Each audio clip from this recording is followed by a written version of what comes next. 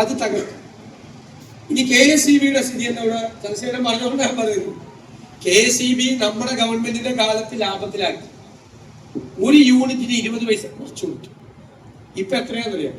അതുവരെ ഉണ്ടായിരുന്ന കടങ്ങൾ വീട്ടി 1000 കോടി രൂപ ആക്കി KSEBയുടെ നഷ്ടം നമ്മൾ കുറച്ചു. 2016 നമ്മൾ അധികാരത്തിൽ നിന്ന് പുറത്തിറങ്ങുമ്പോൾ KSEBയുടെ ആകെ നഷ്ടം, ഇതുണ്ടാക്കിയതിനു ശേഷമുള്ള ആകെ നഷ്ടം, ക്യുമുലേറ്റീവ് ആയിട്ടുള്ള നഷ്ടം 1000 കോടിയാണ്. 9 വർഷം കഴിഞ്ഞപ്പോ ഇപ്പൊ KSRTCയുടെ നഷ്ടത്തിന്, KSEBയുടെ വൈദ്യുതി ബോർഡിന്റെ നഷ്ടത്തിനെന്നറിയാം 45,000 കോടി രൂപ. അത്രേ പറ്റിയുള്ളൂ. ഒരു ഉദാഹരണം ഞാൻ പറഞ്ഞുതരാം. നഷ്ടം എന്റെ ഉണ്ട്, നിങ്ങൾ കേട്ടാൽ ഇപ്പൊ ഈ ഗവൺമെന്റ് ചെയ്യുന്ന ഓരോ കാര്യങ്ങൾ. അതായത് ഉമ്മൻചാണ്ടിയുടെ കാലത്ത് ഒരു എഗ്രിമെന്റ് ഉണ്ടാക്കി പുറത്തുനിന്ന് വൈദ്യുതി മേടിക്കും. ശാലിയാണ് സാധാരണ വൈദ്യുതി മന്ത്രി 25 കൊല്ലത്തേക്ക് വൈദ്യുതി മേടിക്കേണ്ടി വരും. പവർ പർച്ചേസ് എഗ്രിമെന്റ് എത്രയോ ഒരു യൂണിറ്റിന് 4 രൂപ 29 പൈസ. 25 കൊല്ലത്തേക്കാണ് നമ്മൾ മേടിച്ചു. ഈ ഗവൺമെന്റ് 7 കൊല്ലം മേടിച്ചു.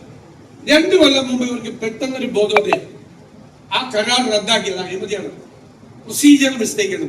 8 കൊല്ലം കഴിയുമ്പോ എങ്ങനെ പ്രൊസീജിയർ മിസ്റ്റേക്ക് വന്നു? 8 കൊല്ലം കഴിയുമ്പോ എങ്ങനെ അഴിമതി കണ്ടുപിടിക്കുന്നു? അപ്പൊ എന്നോട് എല്ലാവരും ചോദിച്ചു, മാധ്യമങ്ങളൊന്നും ഞങ്ങളൊന്നും മിണ്ടുന്നില്ല. കാരണം 4 രൂപ 29 പൈസക്ക് ഞങ്ങൾ മേടിച്ചിരുന്ന വൈദ്യുതി അഴിമതിയാണ് എങ്കിൽ ഒരു 5 പൈസ കുറച്ച് ഒരു വൈദ്യുതി മേടിക്കട്ടെ, അല്ലെങ്കിൽ 1 പൈസ കുറച്ച് 4 രൂപ 28 പൈസക്ക് വൈദ്യുതി മേടിച്ചോട്ടെ. ഞങ്ങൾ അതിനെ അപ്രീഷിയേറ്റ് ചെയ്യും, അല്ലെ? പ്രതിവിനറിയാലോ നമ്മളെന്ന് പറഞ്ഞു, ഞങ്ങൾ അതിനെ അപ്രീഷിയേറ്റ് ചെയ്യാം, ഞങ്ങൾ വിമർശിച്ചില്ല. 4 രൂപ 29 പൈസക്ക് മേടിച്ചിരുന്ന വൈദ്യുതി കരാർ റദ്ദാക്കി KSEB ഇപ്പോ വൈദ്യുതി മേടിക്കുന്ന എത്ര രൂപയ്ക്കാണ്? 8 രൂപ മുതൽ 12 രൂപ വരെ 2 ഇരട്ടി 3 ഇരട്ടി പൈസക്കാണ് മേടിക്കുന്നത്. വലിയ നഷ്ടമൊന്നുമില്ല. ഒരു ദിവസം 20 കോടി.